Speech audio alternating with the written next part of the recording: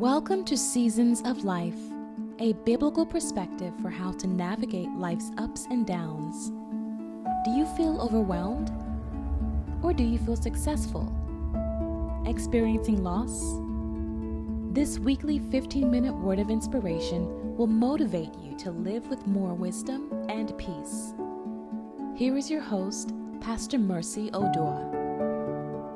Welcome again to Seasons of Life, a biblical perspective for handling life challenges. Seasons of life are regular occurrences of life, the good and the not so good. What you need is a spiritual support and guidance as you go through the seasons of your life. I am sharing from my seasons of life experiences, hoping they will benefit you as you go through the challenging times of your life. So if you're watching me for the first time, kindly share, subscribe, comment, so that we can become a community of support. This is what this video is all about. Sometimes life demands various changes and adjustments from us. Because you are not in control of your seasons, your role is to recognize the different seasons of your life. Therefore, today's episode 37 is on repositioning. Repositioning, which means a different position to adjust or alter situation. Other phrases for repositioning are relocation, transfer, or shift, meaning that there is a place you were originally from, such as an old job, old location, expectation, and even old mentality. We need to reposition ourselves sometimes. Your original position can become a comfort zone for you, a familiar place, and even sometimes dry. Learning how to flow when your season is calling for repositioning is essential. I repeat, learning how to flow, how to reposition yourself when your season is calling for it is very important. It can be even scary to even think about repositioning to a new job. Excuse me, I have cold, so pardon me. It can be scary to reposition to a new phase of life, such as a new job, a new location, developing a new mindset. It can be very scary. Still, you cannot glue yourself in your original position forever, especially when things are not working out. There is a powerful quote that I found according to Living Life for You. It says, when you have reached a level in your life where you are not challenged and have done the things you wanted to do, you must reposition yourself to step up to the next level and keep discovering your potential. I want you to take note of this quote because it's very good. I repeat the quote for you. When you have reached a level in your life where you are not challenged and have done the things you wanted to do, it says that you must reposition yourself to step up to the next level, and then you keep discovering yourself. That is a powerful quote. That is a powerful quote. In other words, repositioning opens the door for potentials in your life. Also, there's a biblical reference to that in the book of Deuteronomy, chapter 6, verses 6 to 8. God said to his people Israel at Mount Horeb, "You have dwelt long enough in this mountain. Turn and take your journey." So God recognizes that sometimes we need to shift. We need to reposition.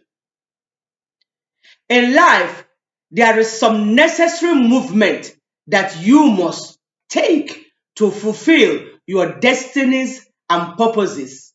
There are some necessary steps that you must take. And guess what? I am not too fond of relocation, but I am learning to explore my potentials. So what is God's mind in our seasons of repositioning? What is his mind? What does he think about us when we are trying to reposition or when he is repositioning us? Because we know that God is all knowing. He knows about those seasons of repositioning, those seasons of transfer, relocation. He knows about it. The Bible says that God's plans are good. So trusting him is very important with our repositioning. We have to trust God when we are repositioning to a new job, a new location, new idea, and so forth. So let us look at biblical examples of when God orchestrated some relocation or moving for his people and the reasons. I love the Bible because the Bible always gives us reference concerning the way God dealt with the people in the past. He is still the same God and he's dealing with us as well. The most interesting story that I like concerning repositioning is found in the book of Genesis, chapter 12, verses 1 to 2. I love that story. Genesis chapter 12, verses 1 to 2.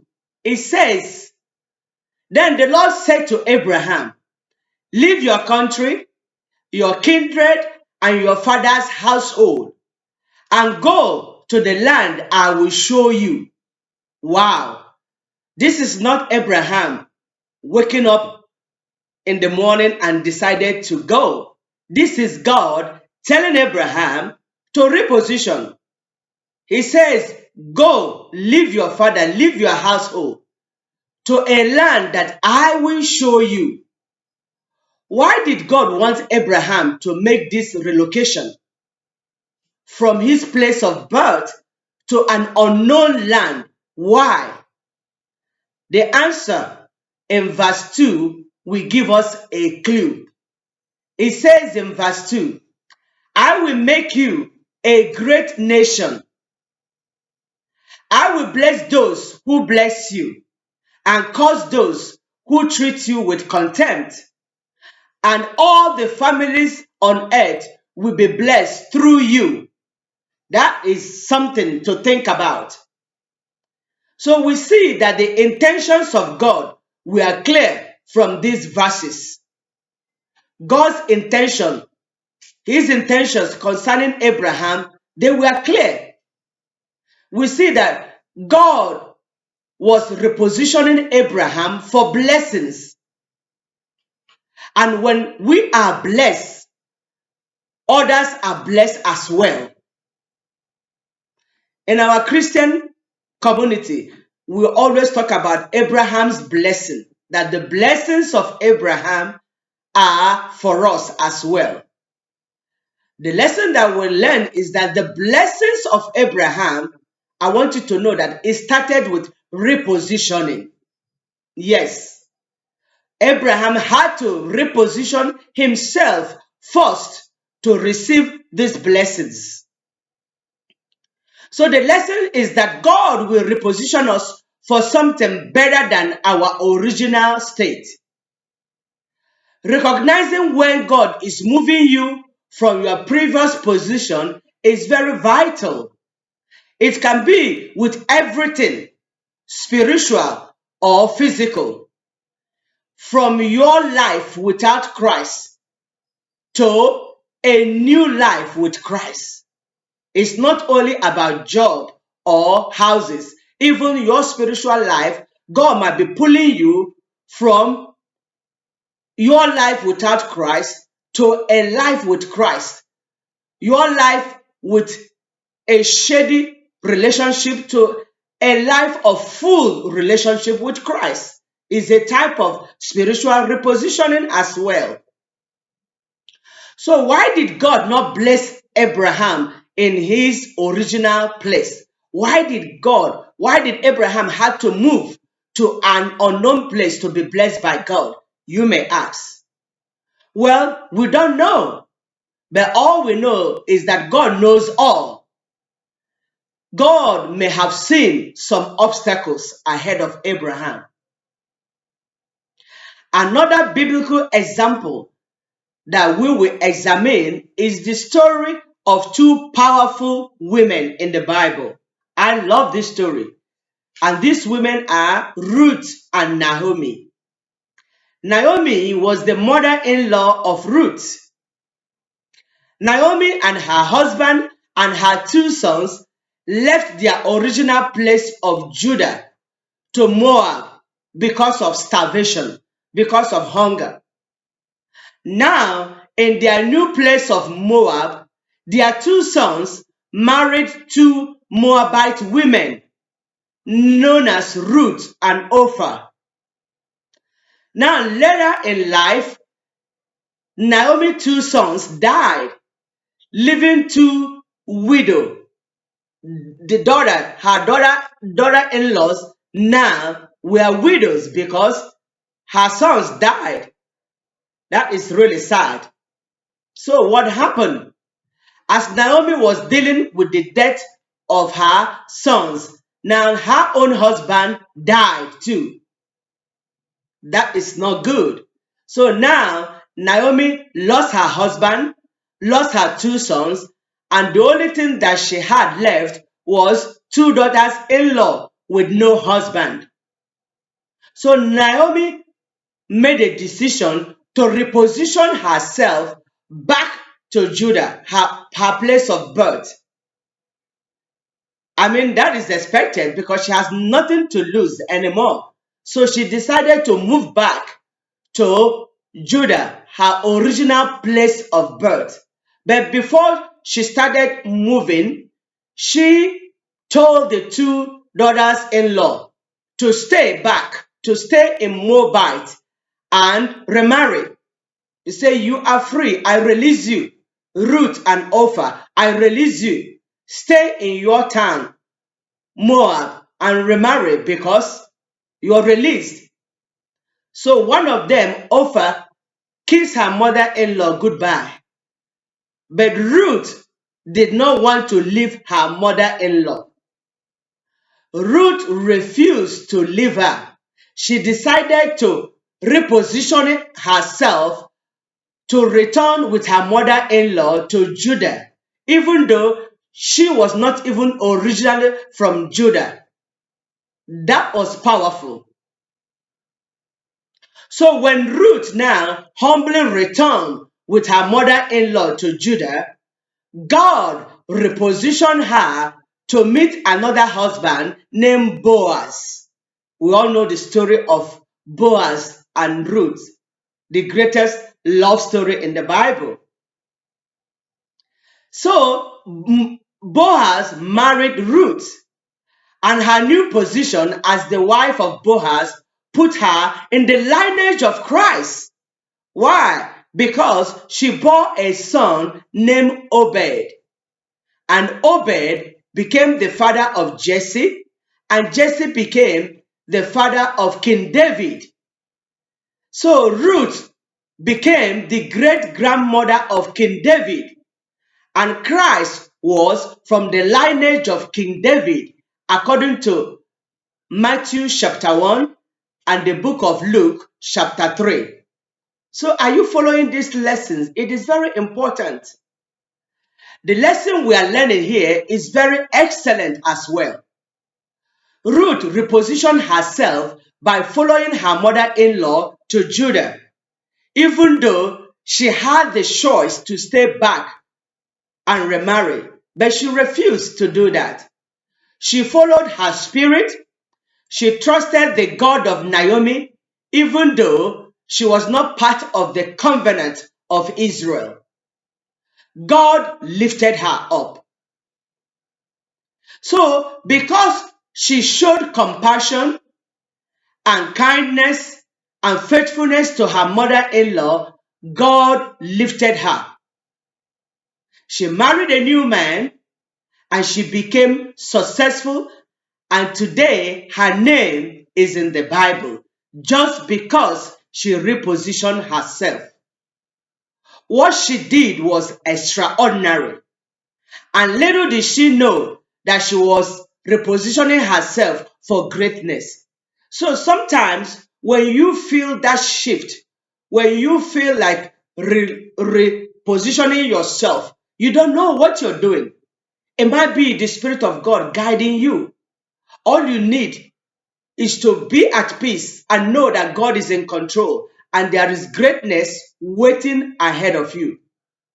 So her place of honor starts with repositioning, just like Abraham.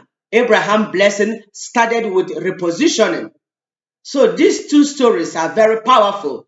They are stories of blessings and honor and prestige, but it started with repositioning. God knows the best for you. So I want you to embrace that thought, embrace that mindset, that new mindset. Reposition yourself, and you will see what God will do. In closing now, we have examined what repositioning is and the mind of God when we reposition. And the mind of God is to bless you. We use the repositioning of Abraham and Ruth as a reference point. The next episode will examine more biblical examples that will be beneficial, and I will have a guest to share her experiences too with repositioning, how she made up her mind to reposition. So may the Lord bless you. May the Lord cause his face to shine upon you. And may the Lord give you peace as you are repositioning right now. If you have a comment, kindly or question, kindly leave it on my comment space. And in my next episode, I will address that. Shalom, and see you next week. I apologize for the way I am sounding because I am coming down with cold. But I am determined to bring you these seasons of life. Shalom, and see you next Sunday. Thank you for watching this episode of Seasons of Life. Until next time, be well, and may God bless you.